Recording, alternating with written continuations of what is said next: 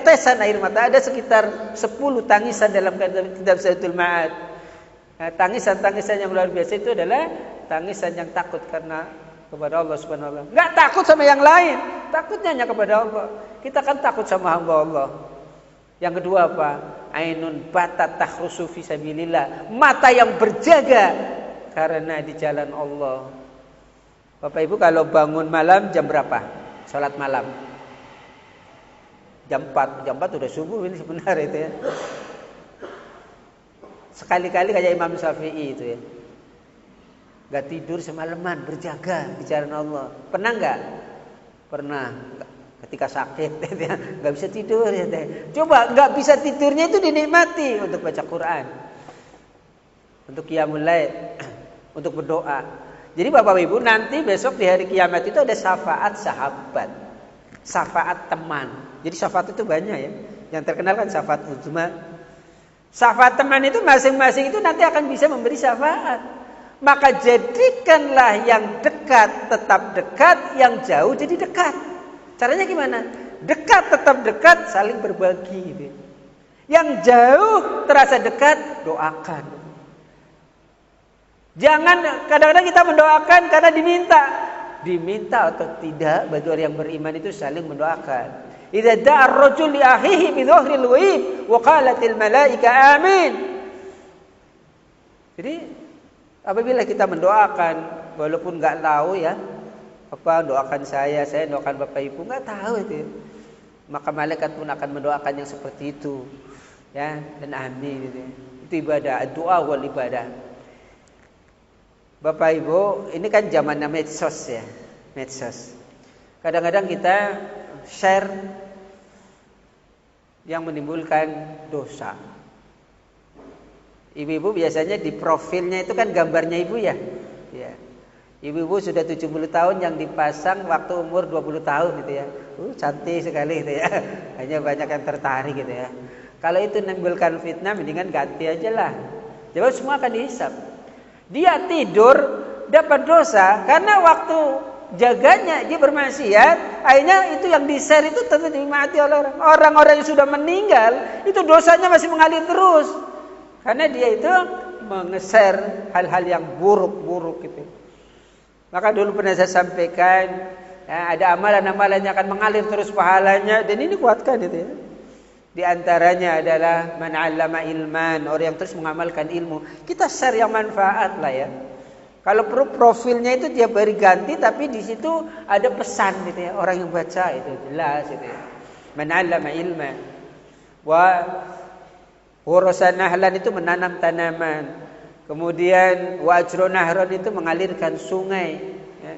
Kemudian wabana masjidan, membangun masjid, wa warasa mushafan Al-Qur'an, wa taraka waladan yastaghfirullah. Ini amalan-amalan yang akan mengalir terus pahalanya walaupun kita sudah meninggal.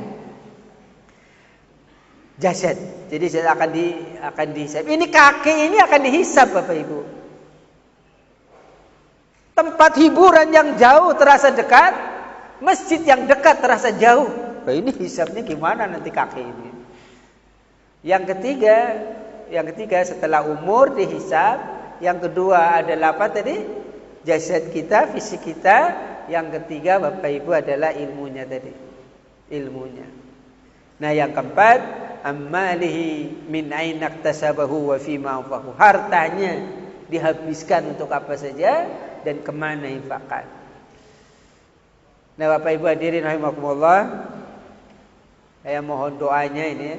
Jadi ketua pimpinan daerah Muhammadiyah Kota Tegal, yaitu ahli sedekah ya. Ini sedang mewakafkan 2 masjid.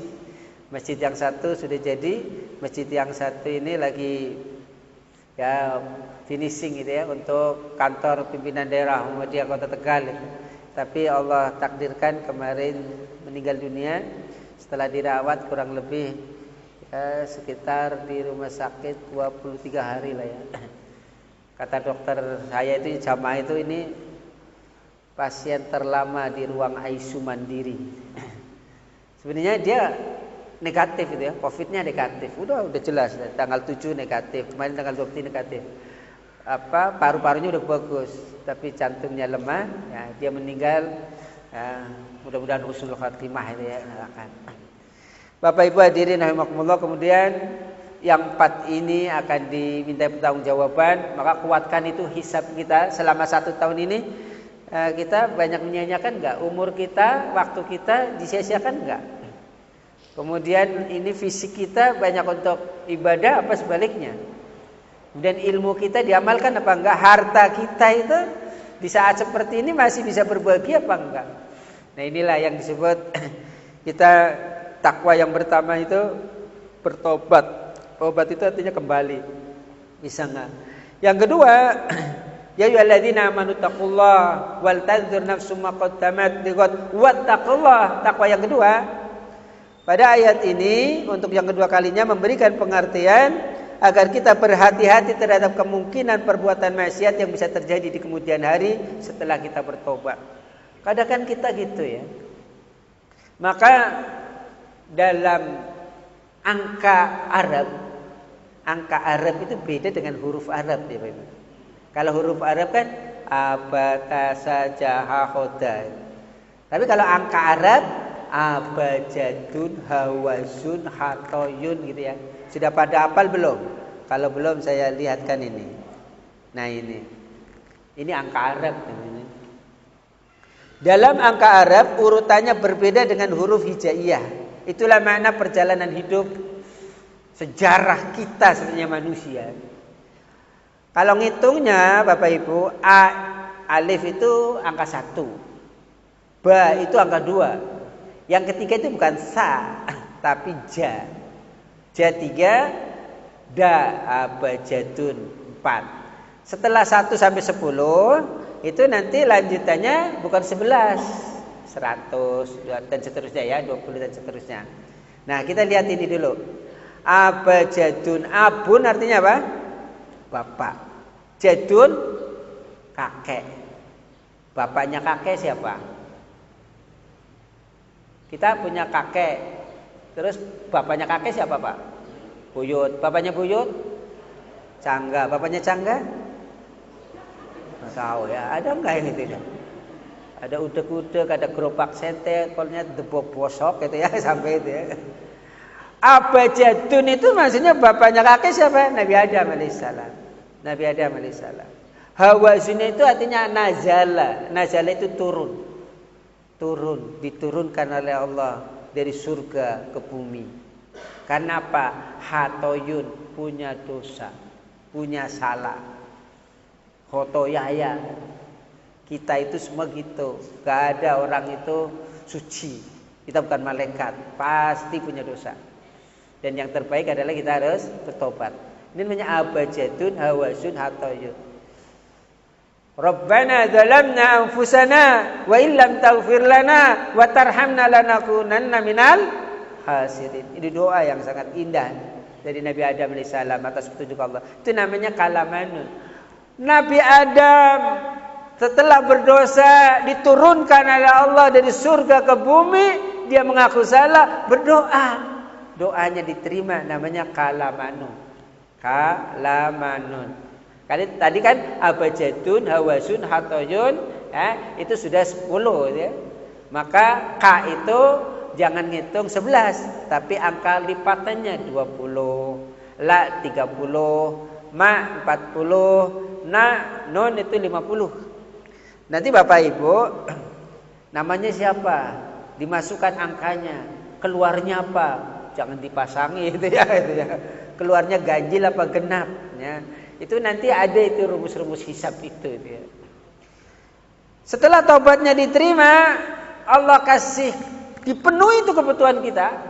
Bapak Ibu jangan dibilang kita enggak punya. Jangan dibilang kita enggak mampu. Kebutuhan kita itu ribuan. Cobalah kita di rumah dihitung itu. Ketika kita mau makan, udah masak, alat masak ya. Kemudian ada air dari Allah ya. Kemudian gas, kemudian mau makan saja ada piring, ada sendok. Oh, macam-macam kan? Dihitung sampai ribuan itu kebutuhan kita sendiri. Maka Bapak Ibu, Allah yang ngasih kita hajat, Allah yang ngasih kita rezeki. Hajat Nabi Adam terpenuhi, itu namanya sa'afasun. Tapi apa? Sakhozun, korosatun, dozowun. Kodrat manusia itu cinta dunia. Hati-hati, ini yang paling dikhawatirkan oleh Rasulullah Sallallahu Alaihi Wasallam, yaitu umatku akan terkena penyakit yang namanya al-wahn. Dia sudah tobat, tapi karena cinta dunia jadi lupa lagi dia. Maka ketika kodrat manusia cinta dunia, hubbus syahwat dan seterusnya, hati-hati, dia akan tersiksa dengan dunia. Banyak gitu kan? Saya yakin ini Bapak Ibu mesti di rumah punya sertifikat banyak. Ya, sertifikat tanah maksudnya ya. Coba dari sekian sertifikat sudah diniatkan belum yang nanti akan dibawa ke alam kubur? Saya kadang-kadang sering sampaikan sama jamaah, Ustaz, saya itu sertifikatnya banyak. Banyak itu ya. Sampai 1 lemari gitu ya. Ada enggak yang untuk pondok? Nanti Ustaz, saya lagi ngurusin ini anak dulu kedokteran belum selesai semua. Kedokteran 3-3-nya udah selesai semua. Saya nanya lagi, ini saya butuh ini untuk pesantren putri. Nanti Ustaz, macam-macam kan ya? Kemarin Masya Allah, dia Allah takdirkan meninggal, belum sempatnya wakaf gitu ya. Maka Bapak Ibu kita kan nggak tahu ya meninggalnya kapan. Coba niatkan itu. Saya dapat amanat ini Bapak Ibu. Nah ini, saat ini gedung SD Muhammadiyah 2 Nayantaan itu ya, PCM Pekalongan Timur sedang dibangun. Insya Allah lantai 3. Sekarang sedang proses pemasangan itu ya. Nah, ini tadi yang akan dihisapkan 4. Yang terakhir tadi masih ingat apa lupa? Atau pura-pura lupa gitu ya. Ammalihi min aina iktasabahu wa fi ma anfaqahu. Kita yang keempat Bapak Ibu itu akan dihisap hartanya. Dari mana kau peroleh, kemana kau infakkan.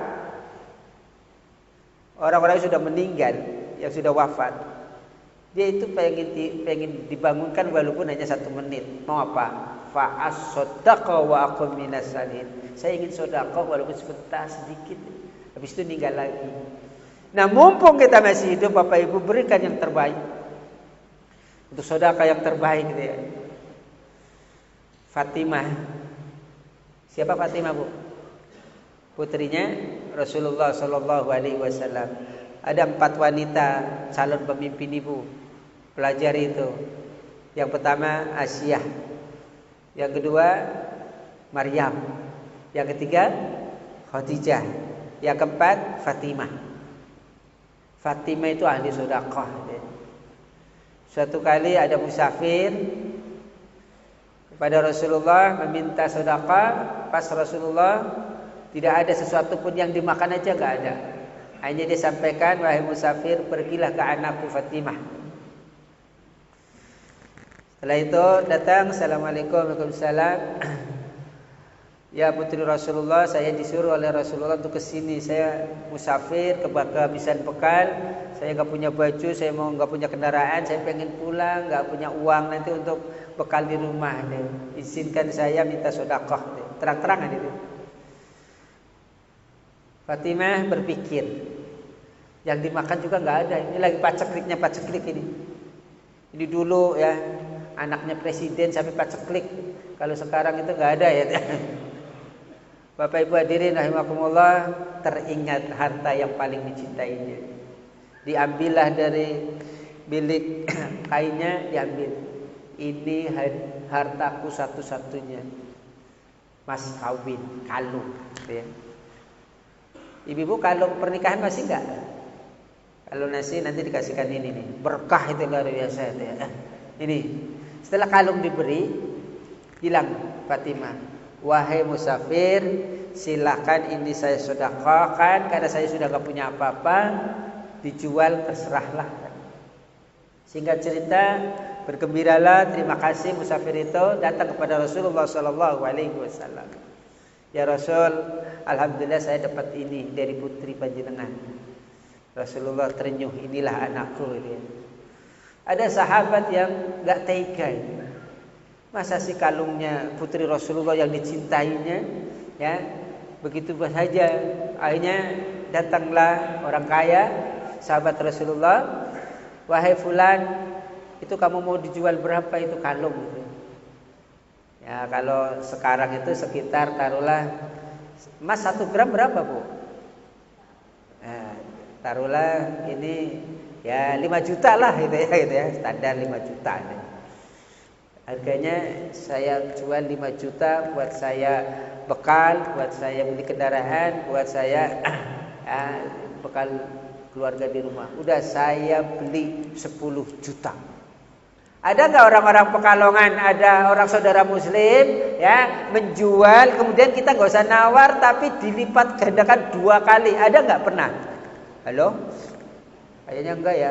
Kita sama orang sendiri nawarnya begitu ditawar, tahu-tahu nggak beli lagi. Ini kan sakitnya di sini gitu ya. Sama orang lain kadang-kadang ya, sama orang-orang muslim nggak pakai nawar-nawar, beli aja beli. Nah ini, akhirnya dibelilah 10 juta. Ya, kemudian musafir, kamu belum makan, belum, nih makan 10 juta. Kamu belum nggak punya baju, nih baju ini. Kamu nggak punya kendaraan, kasih kendaraan juga itu. Masya Allah. Uangnya ada enggak? Ditambahin lagi itu. Masya Allah. Akhirnya Bapak Ibu yang saya hormati, kalung itu dikasihkan sama budaknya. Baik, budakku atas izin Rasulullah ini diberikan lagi sama Fatimah. Nah setelah itu kamu saya hadiahkan mulai hari ini untuk bekerja di Fatimah. Maka sang budak itu ta'zim, dibawalah kalung pernikahan Fatimah dan Ali itu diberikan lagi. Assalamualaikum, waalaikumsalam. Ada apa ya? Ini ada kalung. Nangis itu kan Fatimah. Ini kan kalung ini sudah saya sedekahkan. Iya, tapi tuanku yang membeli dan ini diberikan. Masya Allah. Sang budak itu ketawa. Kenapa kamu ketawa? Saya heran. Dengan kalung ini semua ini jadi bagus itu. Bagusnya gimana? Yang lapar jadi kenyang. Itu tadi makan. Yang gak punya baju kasih baju lagi. Gak punya kendaraan kasih kendaraan. Gak punya harta kasih harta. Pulang. Ini gara-gara kalung ini. Terus ya ini saya dihadiahkan juga. Dengan kalung ini saya dihadiahkan untuk ibu. Apa jawab Fatimah? Hari ini kamu merdeka. Itu berkah kalung, harta yang dicintainya. Maka Bapak Ibu dengan hikmah ini cobalah sekali-kali. Bukan berarti mas kawin suruh disedekahkan saja. Harta yang paling kita cintai apa itu? Mumpung kita masih hidup. Min ainak tasabahu wa fima anfaqahu. Dari mana kau peroleh dan kemana kau infakkan? Inilah yang akan menyelamatkan kita. Ruhnya orang yang beriman itu akan bahagia di alam kubur ketika bertemankan dengan amal saleh, di antaranya adalah harta kita. Nah inilah yang dipesankan oleh panitia. Bapak Ibu hadirin rahimakumullah, itu waktunya ya. Ini saya ingin menghisap banyak sebenarnya. Cobalah ini dulu. Dosa orang tua kepada anak. Kadang-kadang kita sudah seumur gini masih saja berbuat dosa untuk kepada anak. Satu, tidak memberi nama yang baik. Maka bertobatlah kalau kita memberi nama kepada anak. Itu nama yang jelek. Zaman sahabat Umar itu ada anak yang durhaka sama orang tua. Dalam persidangan dia malah ngomongnya gini. Ya Amirul Mukminin, bagaimana saya harus taat sama orang tua? Orang tua saya telah zalim. Mestinya kewajiban orang tua kepada anak itu ayyuhsinasmu, memberi nama yang baik. Saya namanya jelek, sampai umur segini malu saya kalau dipanggil. Setiap saat dipanggil saya nangis itu. Dalam satu riwayat namanya itu Ju'lan. Ju'lan itu kalau bahasa Tegalnya tembelek. Bahasa sini apa Pak? Kotoran ayam apa namanya? Nah, ya. Masa kasih nama itu? Nah ini. Maka kalau hari ini Bapak Ibu masih ada nama-nama, maaf ya, kadang-kadang namanya baik tapi nama-nama orang yang gak ahli ibadah, makanya sudah jadi ini ya, udah akte kelahiran itu ya. Ini berdosa. Yang kedua, tidak mengajarkan Al-Quran. Anak kita sudah sampai berkeluarga, ada orang nyesel dikuliahkan sampai luar negeri, pas ibunya meninggal gak bisa apa-apa, boro-boro sholat, baca Quran gak bisa. Yang salah siapa? Orang tuanya. Maka kalau hari ini Sampai hari ini kita belum pernah mengajarkan Al-Quran, bertobat, ajari, mumpung masih hidup. Yang ketiga, tidak memberikan pendidikan yang syar'i. Pendidikan yang luar biasa itu sebenarnya itu tadi. Pendidikan silakan mau S1, S2, S3, tapi bekali dengan pendidikan agama, akhlak itu. Kemudian yang keempat, ya ini yang banyak. Orang kadang-kadang kuliah, tahu-tahu pacaran, nggak satu iman. Nah, orang tuanya mungkin belum mengarahkan yang benar itu dosa. Kemudian Bapak Ibu ada kesalahan-kesalahan kita. Dosa kita kepada anak, suka membanding-bandingkan anak. Ini nggak boleh ini ya. Sakit itu anak kita kalau dibanding-bandingkan. Anak kita itu bukan robot. Kadang-kadang ini antara kakak adik ini angka kemarin ada ini ya, PAUD itu sudah bisa menilai. Kalau bapak ibu suka membanding-bandingkan kakak dengan adiknya, itu pendidikan yang salah. Nah ini nggak benar itu. Anak itu sebenarnya memberontak. Dia nangis. Ketika di depan nggak apa-apa, nanti pulang masuk kamar dia nangis. Mengapa ibu saya suka banding-bandingan aku? Memang aku jelek nilainya, tetapi saya malu, itu dosa itu. Ini suka membanding-bandingkan. Yang kedua, berprasangka buruk pada anak. Maka jangan sekali-kali mulai hari ini kita berkata yang buruk. Itu doa Bapak Ibu. Dasar anak setan. Ya benar dikatakan anak setan. Anaknya setan, bapaknya apa? Iblis itu ya. Susah diatur, ya udah susah terus. Imam besar Masjidil Haram itu anaknya nakal waktu itu ya. Mama Sudes. Tetapi ketika marahnya ibu dia mengatakan, "Hei, kamu pergi dari sini. Jangan pulang sebelum kamu jadi imam Masjidil Haram." Itu kan jadi itu. Ibu gitu kalau lagi jengkel gitu. Udah kamu pergi sana, jangan pulang kalau kamu belum jadi presiden gitu jadi pulang jadi presiden. Nah ini ya, jangan suka mengekang kebebasan anak, tapi bukan berarti kita bebaskan sebebas-bebasnya, kita ada aturan gitu. Kemudian Bapak Ibu menuntut anak menjadi dewasa sebelum waktunya, ini juga salah ya. Tidak menghargai keinginan anak. Kita kadang-kadang memaksa, kamu harus jadi dokter. Tahu-tahu nggak lulus kan, gara-gara pemaksaan itu. Ya, jadi yang keenam, menuntut anak untuk membahagiakan orang tua. Bapak Ibu itu terserah Allah. Kewajiban kita itu mendidik anak. Allah nanti akan membimbingnya. Selama ini mungkin kita karena salah, Bapak Ibu hadirin rahimakumullah, disuruh sholat malah dia nggak sholat lagi. Pemaksaan yang kurang benar itu.